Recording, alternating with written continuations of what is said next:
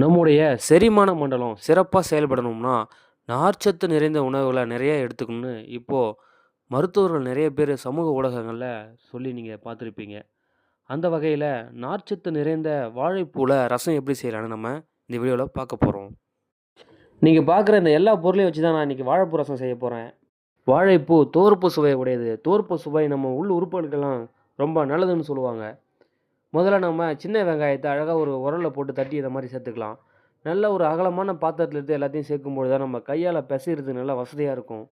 சின்ன வெங்காயத்துக்கு கூடவே பூண்டு பல்லையும் நம்ம தட்டி எடுத்துக்கலாம். அது கூடவே தோல் சீவி கழுவி வச்ச இஞ்சிய நம்ம தட்டி எடுத்து போட்டுக்கலாம். கூடவே ஒரு 4, 5 தக்காளி பழத்த கையாலயே இந்த மாரி பெசஞ்சு விட்டுக்கலாம்.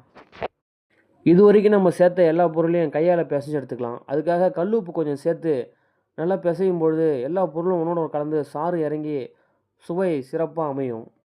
கூடவே இடிச்சு வச்சிருக்க மிளகு சேர்த்துக்கலாம். மிளகு தான் நம்மளுடைய பாரம்பரிய காரம். இந்த மிளகுக்காக தான் வெளிநாட்டிலேருந்துலாம் நிறைய பேர் நம்ம தமிழகத்துக்கு வந்தாங்கன்ற நம்ம வரலாறுல படிச்சிருப்போம். அதுக்கடுத்து நம்ம சீரகத்தூளையும் சேர்த்துக்கலாம். கூடவே நம்ம கருவேப்பிலை சேர்த்துக்கலாம்.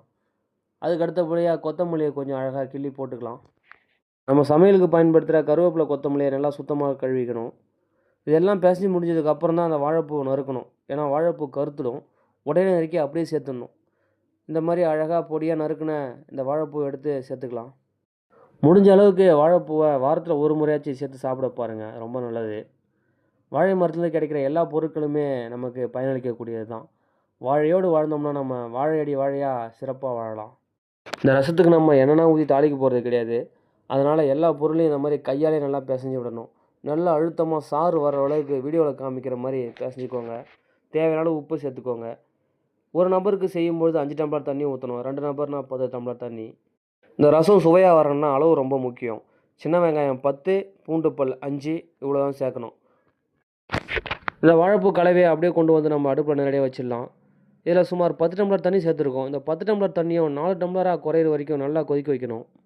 இந்த வாழைப்பூ ரசத்துக்கு முன்னாடி அகத்திக்கீரை ரசமும், முடக்கத்தான் ரசமும் வச்சு நான் வீடியோ போட்டிருக்கேன்.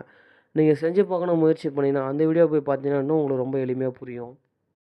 நீங்க வீடியோல காட்டுற மாரி கரெக்டான அளவுல பொருள சேர்த்து இந்த மாரி கொதிக்க வச்சீங்கன்னா, வீடே கமகமக்கிற மாரி நல்ல வாசனை வரும். உங்களுக்கு நேரம் கிடைச்சதுன்னா, கண்டிப்பா இத வீட்ல செஞ்சு சாப்பிட்டு பாருங்க. ரொம்ப அற்புதமா இருக்கும். இந்த வீடியோ புடிச்சிருந்தா லைக் பண்ணுங்க. மத்தவங்களுக்கும் ஷேர் பண்ணுங்க. இந்த மாரி இயற்கையான முறையில வீட்லயே முடிஞ்ச அளவுக்கு அற்புதமான உணவ செஞ்சு சாப்பிட்டு ஆரோக்கியமா வாழ பாருங்க. இந்த ரசத்துல சேர்த்துருக்க மிளகு, சீரகம், இஞ்சி, கருவேப்பிலை, கொத்தமல்லி, வாழைப்பூ எல்லாமே மருத்துவ குணம் மிக்கது. உண்மையிலே டேஸ்ட்டு வேற லெவலுங்க.